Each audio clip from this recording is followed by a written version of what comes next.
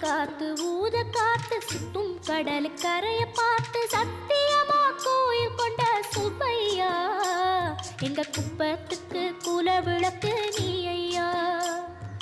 வாட காத்து வீச பார்த்து அலைய எதிர்த்து வலைய போட்டு மீன் பிடிக்கும் தொழில் நடக்குது முத்தையா. கரை மீண்டு வர காவல் உந்தன் வேலையா. திருச்செந்தூர் ஆண்டவனே வேல் முருகா தினம் உனக்கு நன்றி சொல்வோம் மால் மருகா. திருவடியில் தவம் இருப்போம் திருமுருகா தீப்பெழுது நலமெனவே வடிவழகா.